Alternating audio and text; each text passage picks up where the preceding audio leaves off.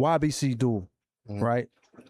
A lot of people may not know him how y'all know him, but the outside kind of looking in will look at it and say like YBC Duel was the I would say like the biggest gang member in the city of Philadelphia, right? With the YBC and so forth and so on. How did y'all look at Duel as far as, you know, outside of what they may have been portraying him to be? How did y'all look at him? Be honest, bro. I gotta be like blatantly honest.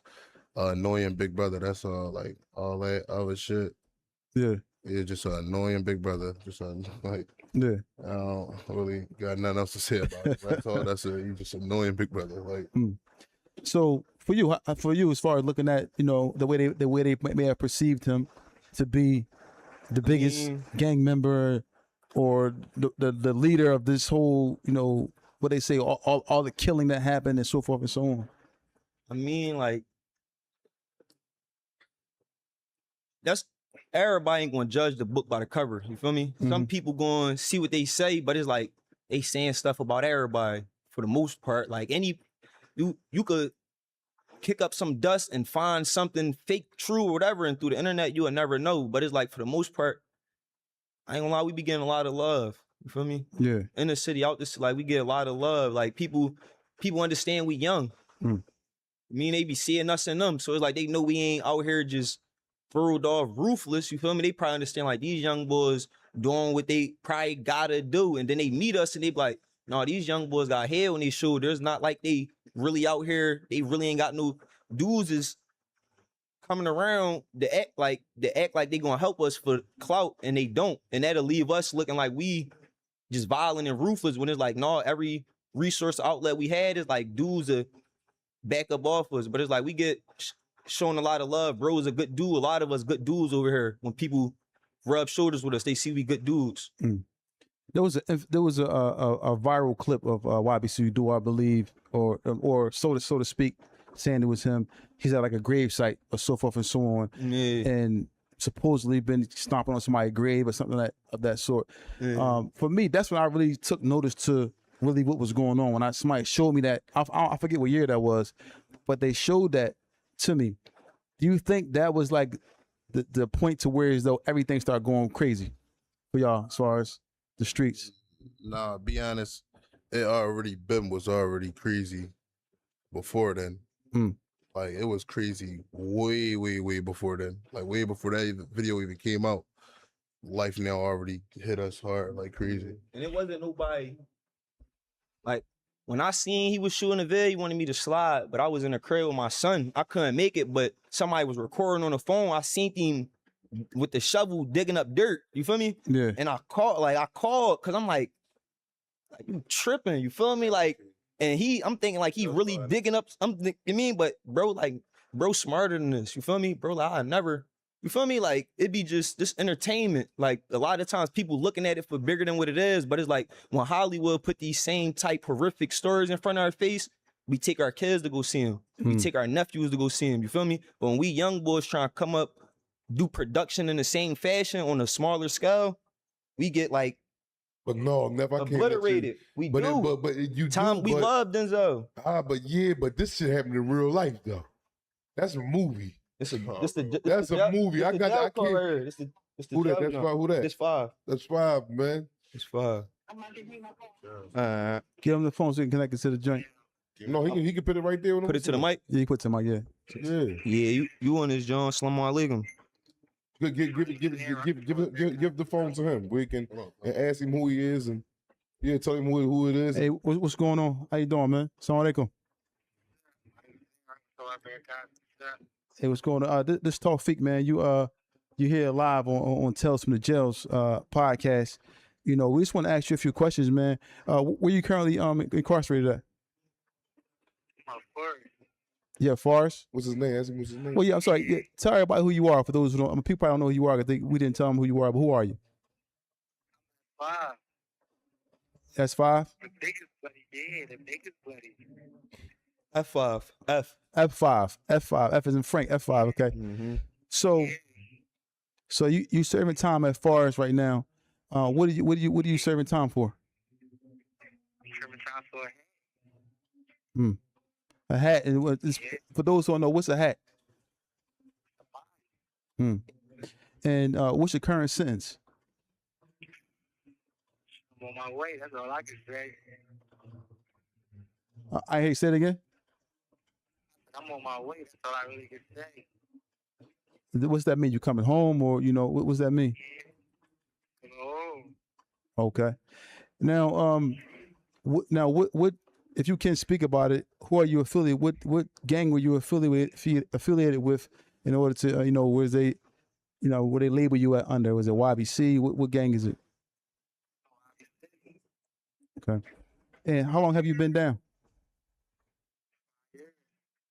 5 years. Now, you down for a murder. You've been down for 5 years.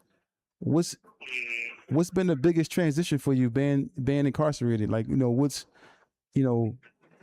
what advice or what's going on with you? I'm asking you this because I'm listening to you talk. Has it really hit you that you serving time for a murder right now? yeah. Now, being out here on the streets now, and now have your freedom taken away. You say, yeah, of course it has hit you. This is a call from Pennsylvania State Correctional Institution. Forrest, this call is subject to recording and monitoring. Yeah, and you said that it hit you. And what way has it affected you? Is it mentally, whatever. How has it affected you being incarcerated for a murder? Just a lot of bruised, dying. A lot of shit different. Like motherfuckers come 12, all types of shit. Like, you got, you ain't never gonna get prepared for this type of shit. Like, it's what come with it. Like, you gotta get prepared. Like, when you live how you live it, it's what come with that shit. And how old are you? Do we got any regrets? 23. 23 years old. Now, my counterpart, Black Brahim, he said, "Do you have any regrets?" Oh, yeah, no. You don't have any regrets behind, being incarcerated for murder. So it's nothing that you think about, like your mom being out here, your siblings. Excuse me. Right. But I ain't got no regrets. My mind rocking. What it is, like it is what it is. But I ain't got no regrets. Now, let me ask you this. Let's go back to your trial a little bit, where you was actually, sentenced. Was there anybody that testified against you, or how were you convicted? No, it's a deal. Okay. All right, so you took a deal. Now, with these type of situations, right? Let me ask you this. Now, if you was to come home to the day of tomorrow, do you think that being incarcerated, that your mentality would change a little bit for you, whereas that you would want to do something different with yourself? I'm gonna tell you some real shit, because everybody asks me the same question over and over again. Listen, I ain't get there yet. I ain't get home, like, so I can't tell you. I got good intentions, but I can't tell you what I'm gonna do. I ain't get there yet. Like, I just was home. All the bros is alive. You feel me? Like, they going. So it's like, This is a call like I from said, Pennsylvania State Correctional Institution. Forrest, this call is subject to recording and monitoring. like I said, I got good intentions, but I don't know. I ain't get there yet. You feel me? What now? You said your mom rocking with you. What do you think she might want you to do if you was to come home on the day of tomorrow? What do you think she would want you to do if you was to get out? She want the best for me. Like, she thinks she want me to do. She want me to do right. And now that you're incarcerated, right? A lot of times people go to jail, and a lot of times friends and family, people forget about you. Have you experienced that being incarcerated? Of course, everybody go through that shit. Like, that's what it is. It's jail. Now, Out of mind. now being incarcerated and being upstate, is it the same energy that's out? Like, for example, like, people say they have ops and they say they got people that they beefing with. Is it a way we can still hook him up because people can't hear him? They can't hear him? Yeah, is it a way we can still, because he got a 15-minute call. We're going to try to. But now, being incarcerated, right? Is there any way, you know how you in the streets and there's beef in the streets, is it the same energy in jail with somebody that you may see out on the streets and may have a problem with, or is it different?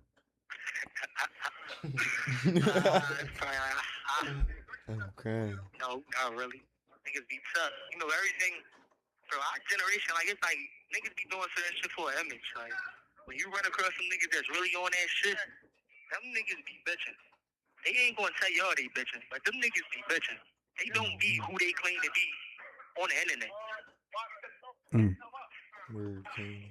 Now, you know, there may be a lot of guys looking up to you at 5, being incarcerated. A lot of young boys out here that's, you know, possibly on their way in there, you know, possibly, you know, on their way to the grave, you know, living a life of, you know, with the street mentality. What advice would you give to them? It's something that you can say to them, even though you say you're not there yet. Is it something that you may want to say to them to stop them from actually embarking upon that actual road as well that you have taken? Think twice about this shit. This shit real. This shit way deep into the image, and just because it brings you bitches and all that, this shit is real. This shit deep. Like, think twice about this shit. All around. Who you hanging with? What's real? What's real about it? What's real? What's real about it? Give me a couple examples. Like, everything, like homies dying, life. This shit real. This like a different side of this shit y'all don't see. This shit different areas. This shit way different areas. What like, was? It ain't no guns in here. What was the thing that you would say that was your I have arrived moment in prison? What was it that made you feel like, damn, I'm in jail? A motherfucker telling me what to do. It ain't on my level, like, that's every day. Like, this shit in a way. This shit definitely in a way. I ain't gonna say it probably like this shit thorough. This shit in a way all around. And you knowing that, right? I know you said that, you don't know because you're not out here, but knowing that, and if you say like, all right, I'm not going to do this because I can do this, and it's going to lead me back to going back to prison. Your mind should be partially made up about what you want to do. At least not go to jail, if I can say that. Oh no, that's for sure. That's for sure. Let me ask you a question. I know you spoke about your mom. Was your father in your life? No, I don't really fuck with my dad. Got any kids, anything? Any girl? Why you say you must with your father? He just wasn't around, or y'all just didn't get along? Damn, like, that nigga's damn. Like, fuck, like, next question. All right. You got any kids out here? No, I ain't got no kids. All right. I hear you, and I'm like, this is a young guy, man. You know, when I hear you talk, man, I feel like, like I want to help you, man. And I understand that sometimes, we be brought up in certain situations where as though we don't really see it. Like when I was young, your age, I didn't really see things the way I see them now. But after my guys going to jail, my guys being killed, and things of that nature, I wanted to change and do things different, man.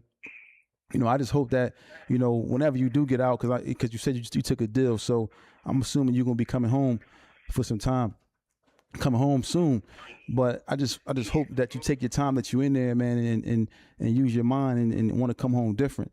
Let me ask you this, right? You took a deal for a murder. Do you feel, remorse for the person of the family that was harmed at all? No comment. Okay.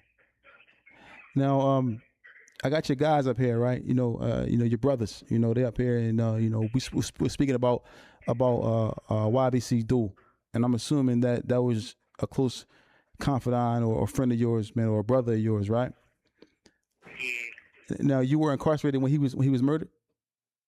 Yeah. How did you feel when you got the call that he was murdered? That shit fucked me up. I ain't gonna lie. Like, that should be a part of the game, bro. That's what I be saying. Like, this shit deep. Like, it be deep into a lot of shit. But definitely hurt. That's bro. For sure. That shit hurt. Do you remember where you was at exactly when you got the news that he passed away? That he was murdered, rather? I was in the main yard. Got on the phone, called somebody. He told me. And you and Duel, y'all was close. Y'all was real close, like a lot of the other guys, out here, like Yop and them. And now you hear about this indictment with FS the Bender, Yop, and a lot of other guys that's on this state indictment. How do you feel about that, knowing that them guys is going to be fighting for their lives? You know, because his murders that's mentioned, is a lot of things going on with that case. How do you feel about that? That shit nutty. That shit nutty. Motherfuckers be selling that shit. That should be nutty, like. But this the game. This will come with it. How do you feel knowing that a lot of guys that you knew, that you grew up with, is going to be, it's a big chance. There's going to be a lot of guys on that case that's going to be telling, probably from the other side or maybe from your side as well. How do you feel knowing that some of the guys that you've been around are going to be probably testifying against their own brothers in this case? Because Uncle Larry is going to try to put the pressure on everybody and try to make people tell. How do you feel about that? Niggas, damn. What you mean how I feel about them niggas? Y'all ain't stand on that shit. Like, y'all know what y'all signed up for. Ain't nobody tell y'all niggas signed up for this shit. Y'all signed up for this shit. Y'all down. Wow. Man. So for you and being in this type of situation, man, and Bobby listening to you, man, I ain't gonna lie, man.